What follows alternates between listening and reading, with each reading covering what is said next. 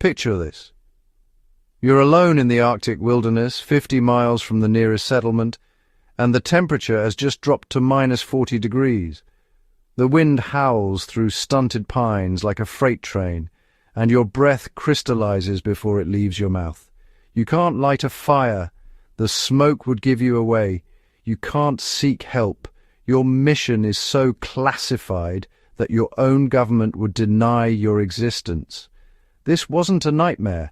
This was Tuesday for Cold War operatives stationed along the northern frontier, where survival meant mastering techniques that would make modern bushcraft experts pause in admiration. Welcome back to Fieldcraft Chronicles, where today we're uncovering the forgotten art of covert cold weather survival from an era when one wrong move could trigger nuclear war. When intelligence agencies deployed agents into Scandinavia, Siberia, and the Arctic Circle, they couldn't rely on obvious shelters. Instead, operatives learned to read the landscape like a book written in snow and shadow.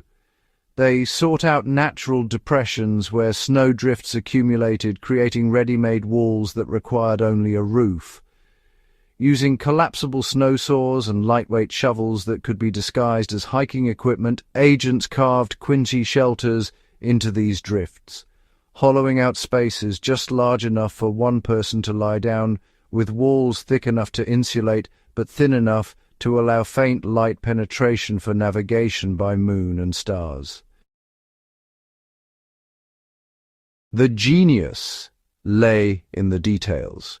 Unlike recreational quinzys, these shelters were engineered for invisibility. Entrance tunnels angled downward to trap warmth and prevent wind infiltration, then curved to create a cold sink where frigid air pooled away from the sleeping platform. Excess snow was scattered irregularly rather than piled, mimicking natural accumulation patterns. Ventilation holes were punched at angles using ski poles, preventing telltale vertical shafts that aerial reconnaissance might detect.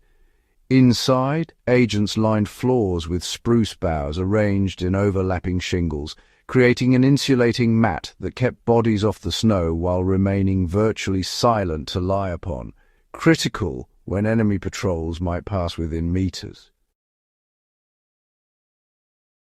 Fire was the enemy of secrecy, yet hypothermia was equally lethal.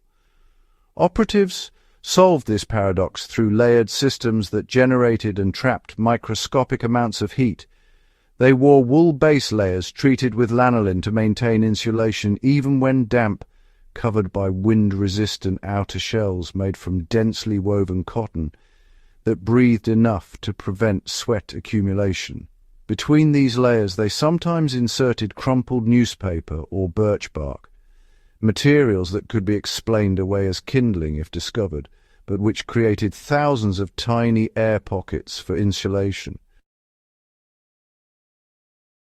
Chemical heat sources provided warmth without flame. Calcium chloride packets activated by crushing generated exothermic reactions that warmed hands and core areas for hours. Some agents carried primitive versions of modern MRE heaters, magnesium and iron powder mixtures, sealed in waterproof pouches that, when exposed to moisture, produced sustained heat without light or smoke.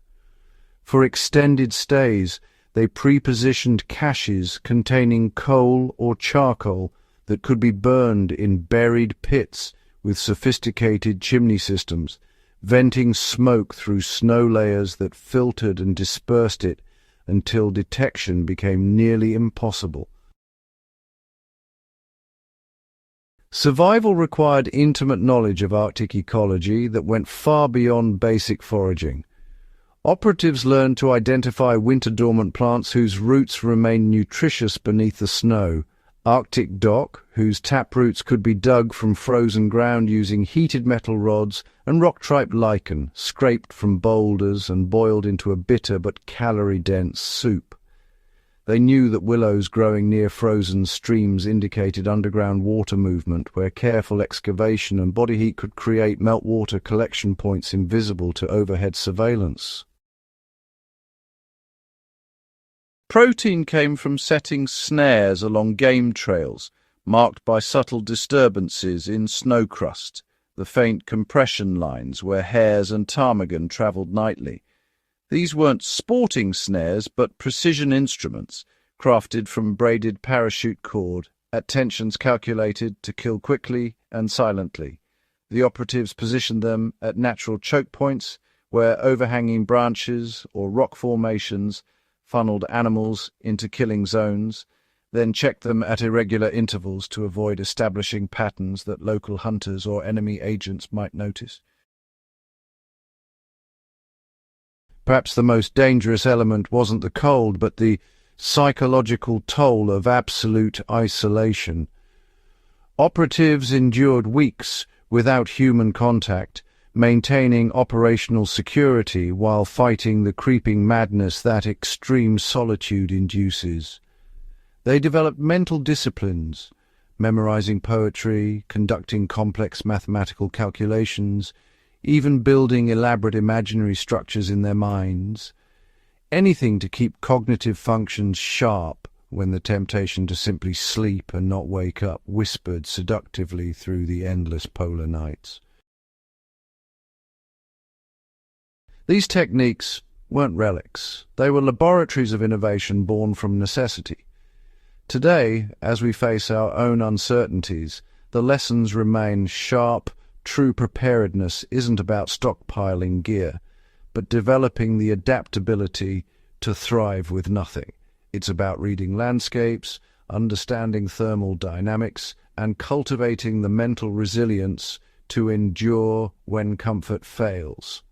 Subscribe to Fieldcraft Chronicles, share this with someone who values self-reliance, and remember, survival is an art practiced in silence, perfected in hardship, and proven when everything else fails.